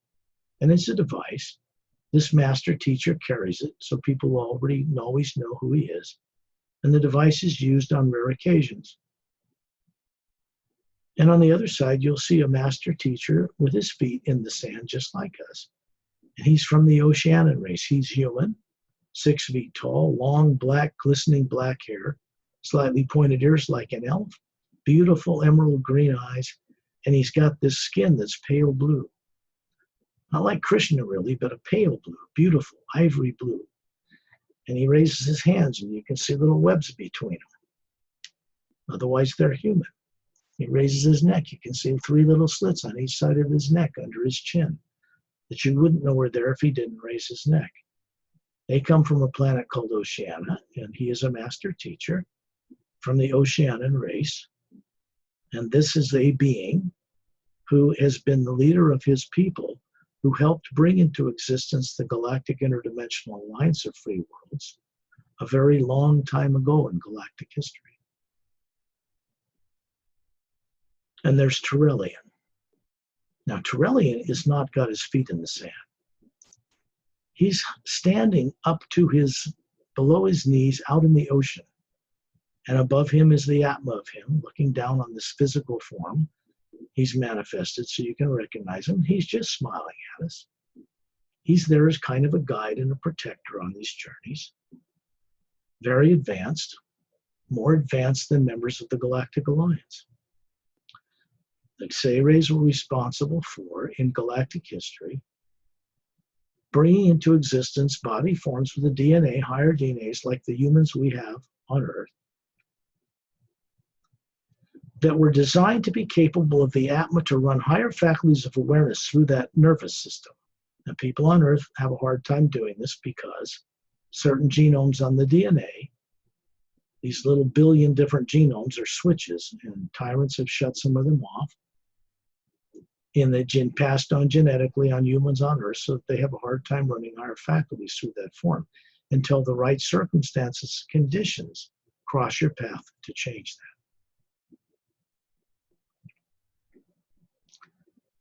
When you look inland from this beach, you can see a brown moss-covered path 3 feet wide running straight back as an arrow between tall jungle trees and giant prehistoric-looking ferns. Flowers are 4 foot high and 3 feet wide. They're beautiful. And you can see this moss-covered path goes all the way back to a white marble floor in a clearing about a mile inland, maybe not quite that far. There's some kind of a crystal statue standing there. You can just make it out. The path leads on the other side of this white marble floor, up and winds up in towards the mountain upper plateaus to a dome-covered cities with 3 pyramids in it, gold-sided with quartz caps. And then up the mountain, you see this one snow-covered peak, and there's a cavern opening 2/3 of the way up towards the summit, and a roaring waterfall with luminous blue-green water is pouring out of it and dropping thousands of feet straight down a cliff to disappear in the blue-green jungle, or actually forest trees like pines that surround this domed city.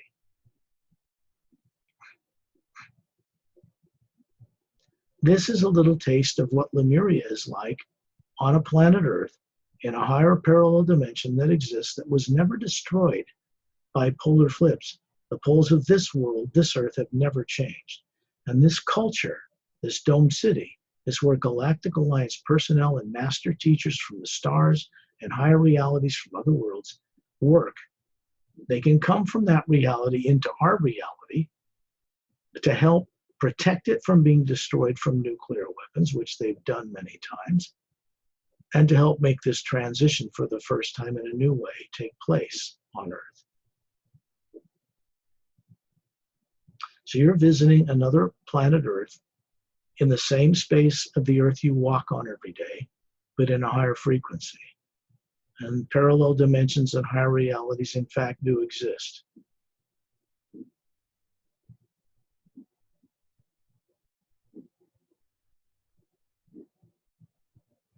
You find yourself in space again above planet Earth, looking down on it. You can see this continent of Lemuria with the ocean-covered world, no polar ice caps. You can see the moon with the oxygen atmosphere turning on its axis. You can see the white light with a golden essence filling the void of space between the Earth and the moon, between each of us hovering around Torelli in a circle like stars around the center of a galaxy. And you can see that this white light continues out in between other stars and between other galaxies, and it goes upward into other realities, other dimensions. Everything in creation is floating in this energy field. Everything made of matter that's atomic is floating in this energy field. As beings, we're floating in it too, and we have a direct communication link or network from the telepathic center of our being to it. And when we wake that up, we begin to be able to talk with and communicate with the source behind all life itself. We are expected to one day know how to create, with our imagination, new ways of doing things for the benefit of all life. This is our purpose as human beings.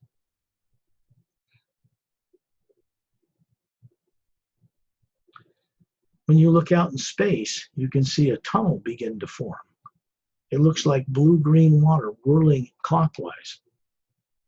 And it's an opening between where we are in space, and you can see the planet Saturn with its rings into the distance in our solar system. Turelian darts in it as a sphere of light, and we go after him in a stream like a beam of light. And we're moving at high speed through this whirling conduit of water-like energy. And you come out the other side and you find yourself hovering in space above the planet Saturn with its rings made of ice, different size chunks.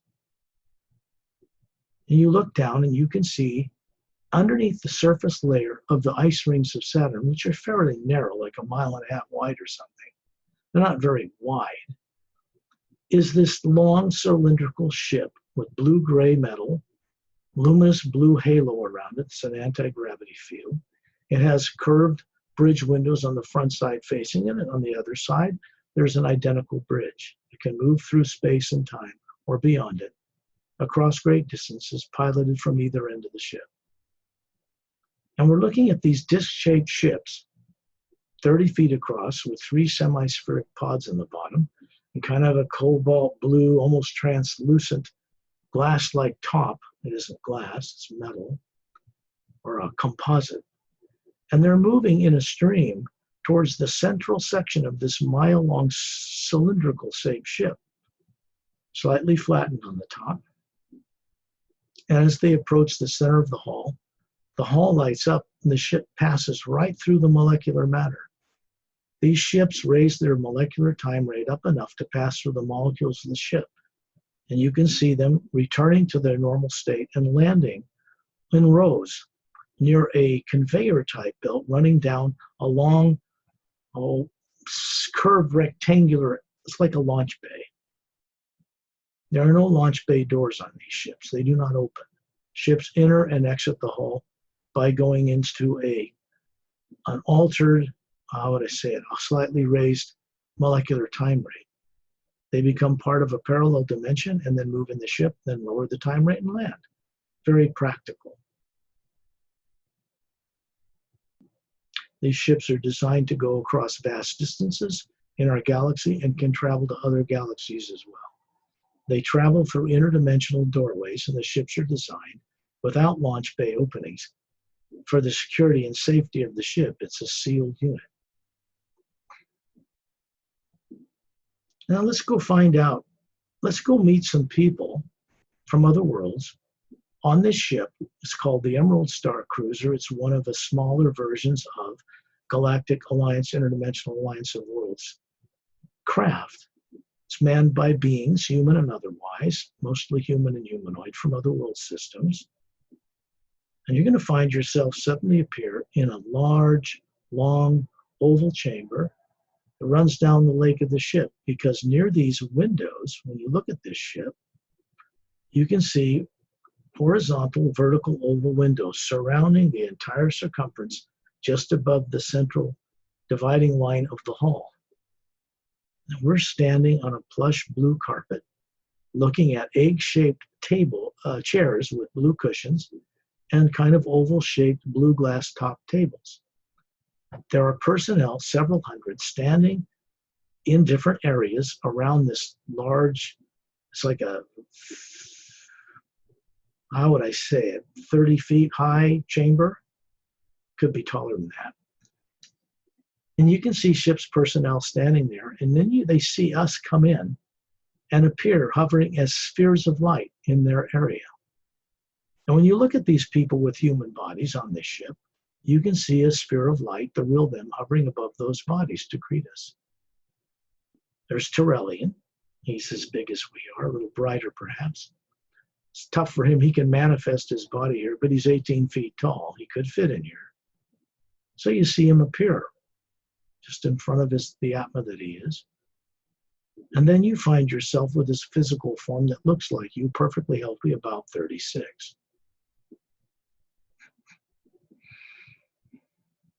There's a man and a woman, the commanders of the ship, that stand up from these, sitting in these 2 cushioned, egg-shaped chairs, and they get up, put their hand over their chest, and nod their head to greet us. They are telling all of us telepathically that we are welcome, that this ship is permanently, for now, stationed in our solar system here. Shifted out of phase, it just means it's raised its molecular time rate so that it is undetectable by radar or the perceptions of military other craft from Earth or anywhere else. And they will remain indivisible and undetectable unless they want others to see them. This is so they can do their work for our benefit without being interfered with. There isn't any weapon or advanced reverse engineered technology on Earth that could affect them anyway, but they want to be left alone to do the work to help transform the Earth.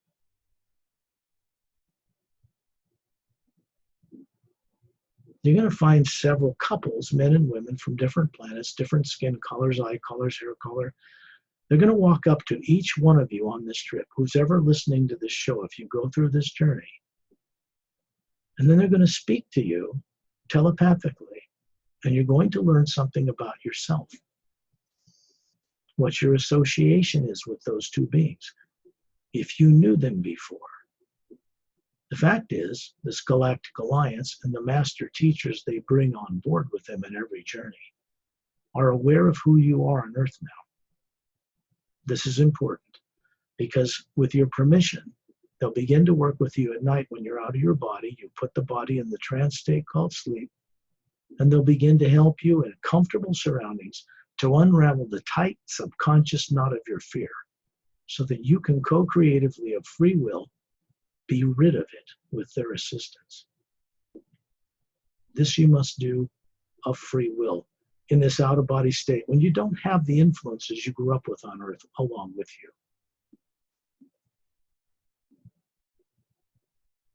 We're going to do something now, and I'm going to begin these tones, which I could have done in the beginning, but I waited until you're out in space in our solar system on this ship.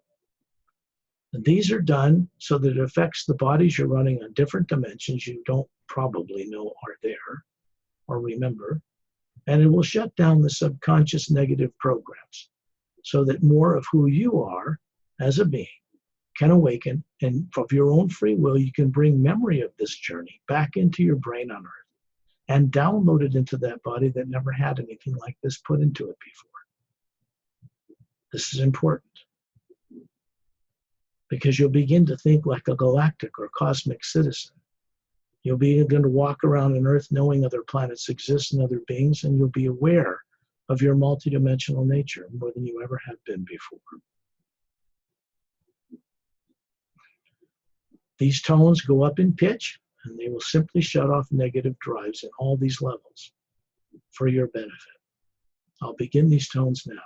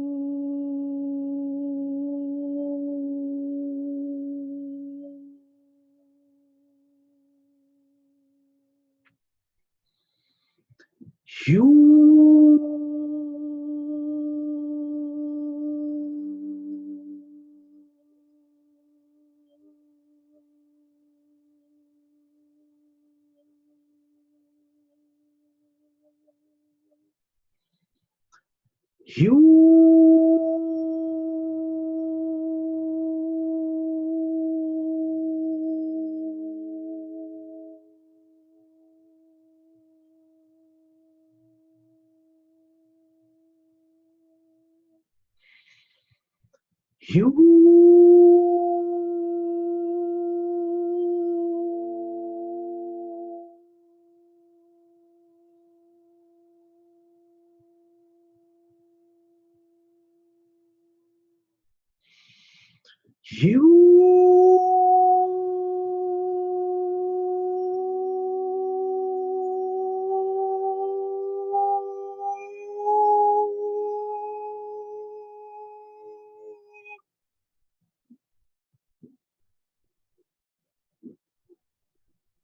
There you are again, hovering above a body, greeting these people from another planet aboard a Galactic Alliance parent ship. There are other mysteries to discover within this ship. We can do another time. But I want to do enough of these journeys for the benefit of people on Earth that go with us on them, so they can get a grounded understanding and remember more, so they can get a benefit from the further things we can go into deeper. We can go into the higher worlds above the void. And we're going to go there right now, before we return. You're going to find yourself suddenly hovering in space above this ship, stationarily placed with a blue glow, anti-gravity glow around the hull, just under the surface of the ice rings that surround the planet Saturn.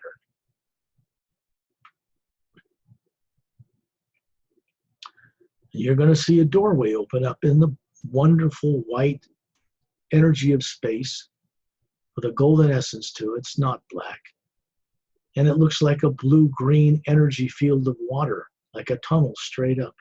And it widens, bigger than Torellian and the Master teaches with us, Gail and myself and others who are on the journey.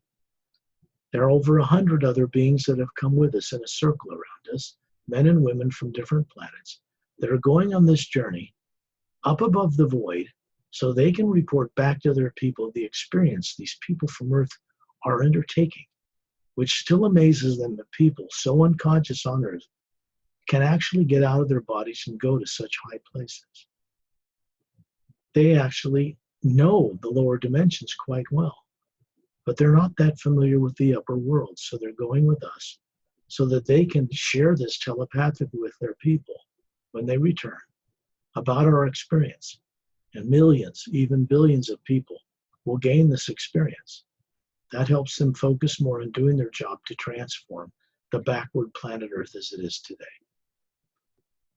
We're going to dart up through this, Torelli and all of us around him, and 100 people around that, like a bunch of stars revolving around the center of a galaxy, straight up into this vortex.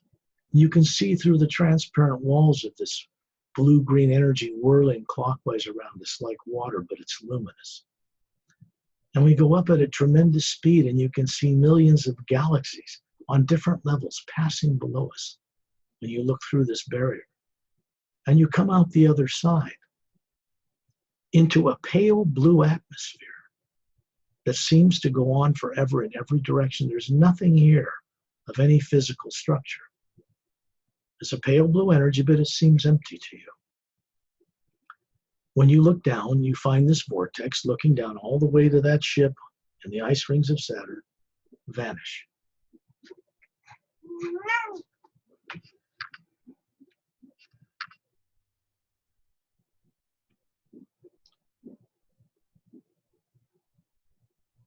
You can see that we are hovering luminous in this environment, in a void, and it's not empty, but the kinds of beings that are here are normally not visible to us. The mechanics of the universe that run and maintain the entire multidimensional creation work here. You're going to see one of them appear before us now. Approaches as an Atma, brighter and a little larger with more color levels to it and layers. And then a body forms out in front of it, looks human, but the face, long blonde hair. When you look at the face, there's no features. You see millions of galaxies whirling on different energy levels in the face. And these beings move about that freely and instantly to carry out their missions. This is what is called a top silent one, or a top silent mentor. One of the mechanics of creation. He's making his presence known to us in this void. And then we move forward at tremendous speed until you begin to see way in the distance what looks like a white, glistening, glowing beach approaching. And as it does approach, it extends as far as you can see in each direction. Beautiful beach, and this light blue energy crashing on the shore like water. It's really energy. And you can see jungle tall trees with crystals growing out of them. It's quite beautiful, like jungle trees, but not fruit.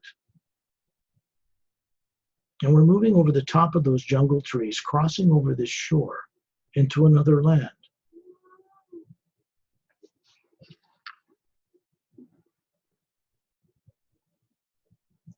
And as we do, we come to a clearing.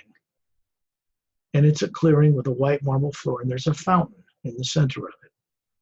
And surrounding it, like circles, is this botanical paradise. And in the distance, you can see this crystalline type palace. It's not an imperial palace, but it's where the leader or the administrator of this plane, this first of the higher dimensions beyond the void, known to most Buddhists and religions on earth, that there's this first plane that's not made of matter. It's not positive and negative.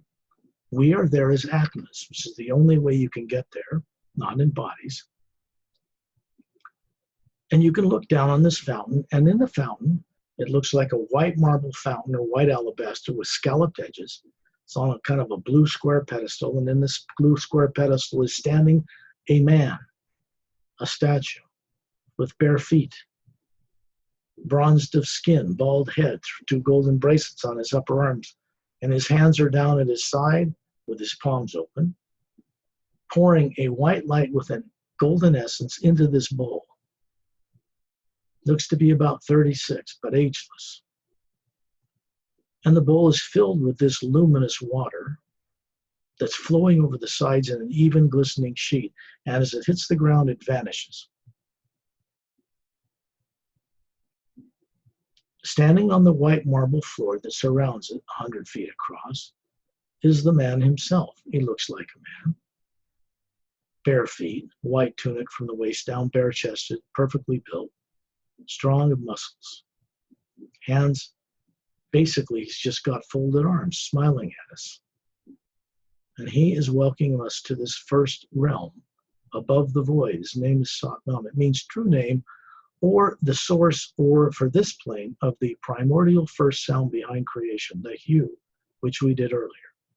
There is a new ray of intelligence running through the hue, the omnipresent field of force that supports all life, what people call divine spirit, I suppose, on earth. And he's simply acknowledging our visit here and allowing us to pass onward if we wish.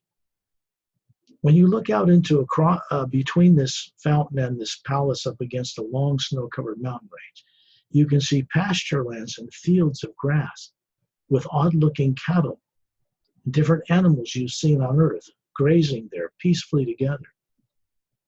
And when you approach them, a long giraffe will look at you and speak with you with vocal cords. And above it, you see an Atma hovering, getting the experience of what it's like to be a giraffe. But no, it's an Atma running in animal form. There are humans walking around petting them. And above them is an Atma also. And they're greeting us because here you can get the experience of how to love and respect all life as the Atma. When people on earth wake up enough to do this, the world will transform overnight. So you look at this, and you look back at Satnam, and then you see the statue of him in this fountain changed to a shaft of golden light with a kind of a golden essence to it, white light with a golden essence. And we move up into it, all of us. And we're shot up at tremendous speed and come out into a blue atmosphere, a darker blue than the one of the void. And you can see yourself hovering now in a place between the sixth dimension and the fifth, built there specially above Satnam's realm.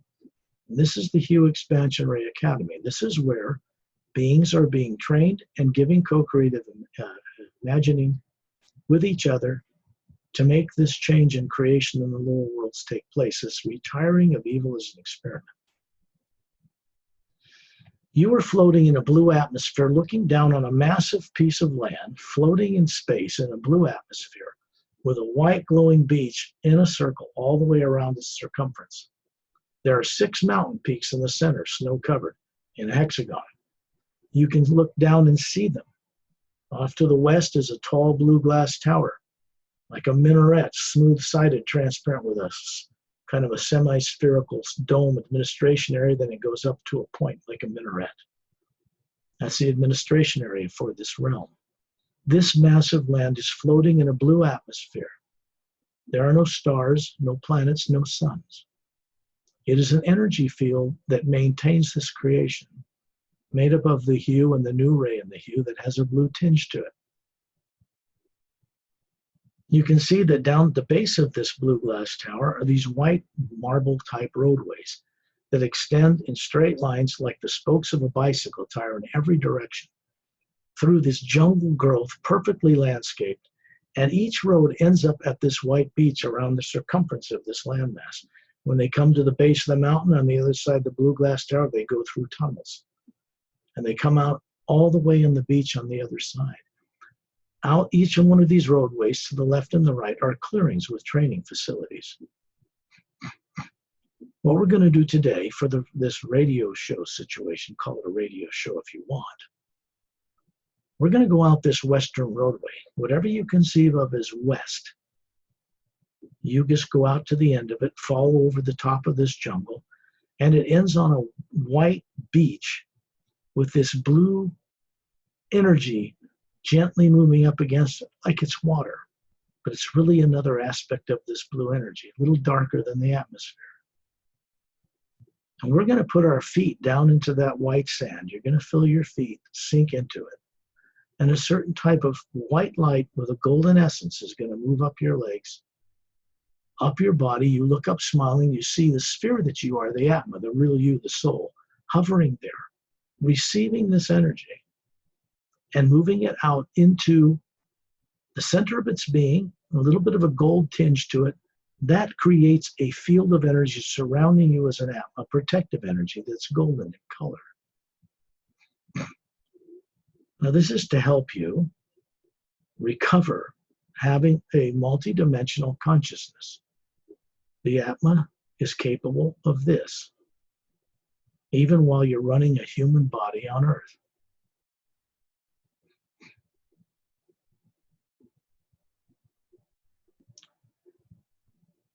Then you're going to feel a green energy run up from this white sand into your center of your being and out to the green layer that surrounds you.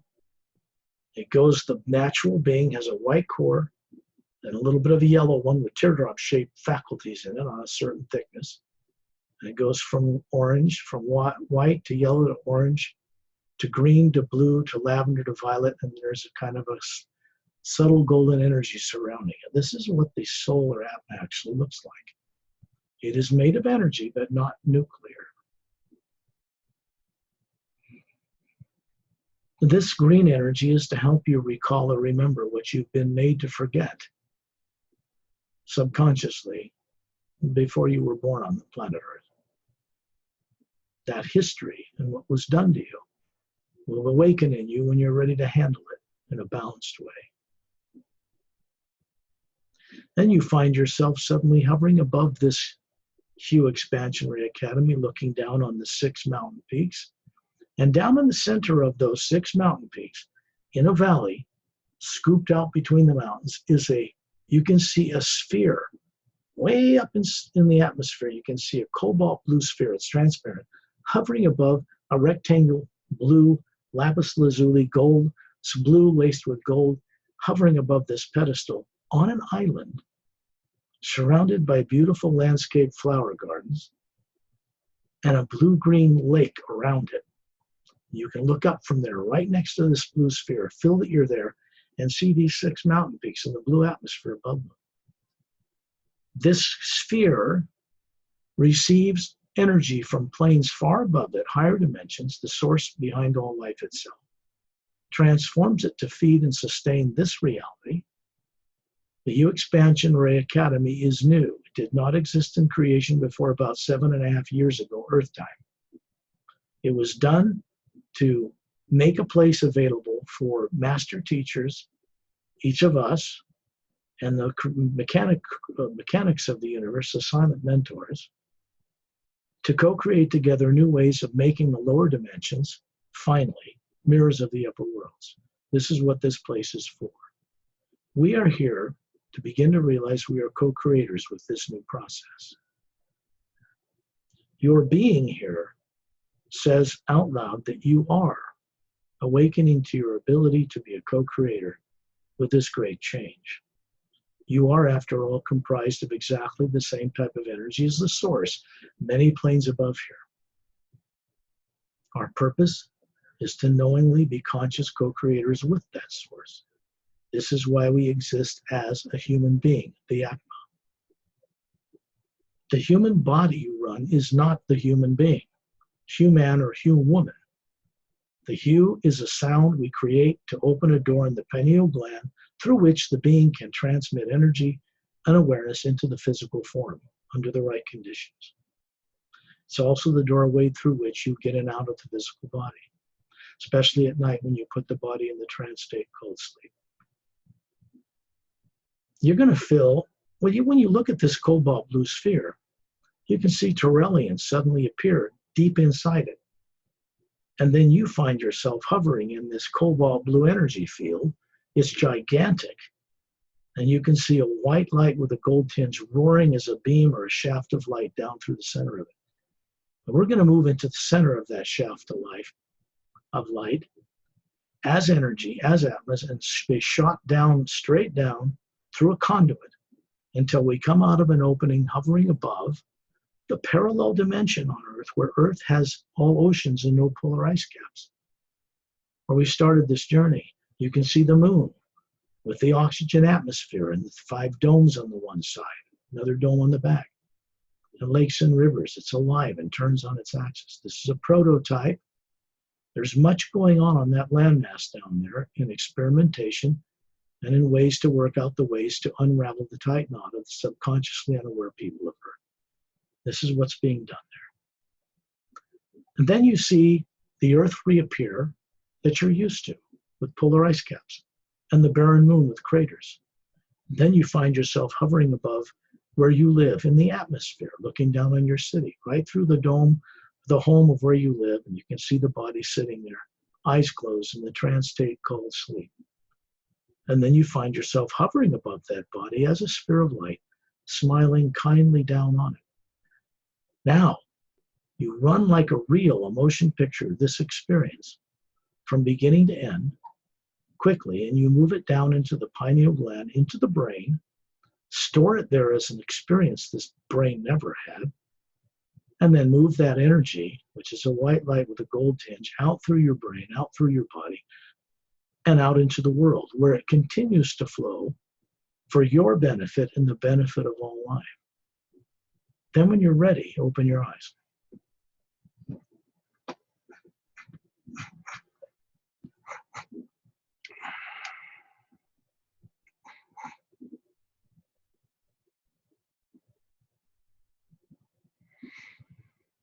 Oh, you got to turn on your mic. No, we can't hear you. There we go. Saying, wow. You know, we go on these journeys in some of these shows in similar ways, but there's always a different direction or twist to them. I'm trying to, my endeavors here are to get people grounded and being able to move between different realities while they have a body on Earth and get used to it, to get comfortable with it, leaving their body and using their imagination to co-create going on these journeys, which they do. Maybe they're not aware of it, but when they're seeing this stuff that I'm describing, they're actually doing it. And as they progress, they'll become more and more aware of how accurate that is. That change. I would encourage others to listen again and go through it again, because then you just keep picking up more every time, and it just helps. I want to show these books because they are 2 that I've written and published on the planet. When you go to my websites, which Gail will put up on her YouTube channel, yes, there are 4. Primary website is paralleltime.com. You'll find these books. and a whole wealth of hidden truth revealed there. You can't buy the books at the website, but the links are provided for you to go get them at an online retailer without having to hunt for them. So if you want them, in the back of this book are special techniques, a whole sections for each chapter and for the prologue that use the hue and work with the creative imagination properly to do one major thing: help you drop using fear or negative emotions permanently. They're a waste of time completely. Anyway, that book and the techniques in the back can help people when they go on these journeys. If they have an experience like one of these journeys and there's something they go, wow, I really remember that, it's like I knew it, they can go to the chapter that most resembles that hidden truth here that the beings in the book go through, and then use the technique for that chapter a little bit every night to bring back full awareness of this. That will help them. Yes, it's awesome. Emerald Doorway is the first book. This is a proof book. It says not for sale, but you can see the cover. It has the image. That's Master Ramu. Someone was on the journey with us. This is Caleb and Melina, and that's 100,000 years ago on Earth, just after the poles flipped. And he's introducing them to this ancient one, or prime creator, what it looks like, that comes from a dimension that happens to be the fifth one where Satnam is, all the way into the physical. They're on anti-gravity discs that ground them to the disc.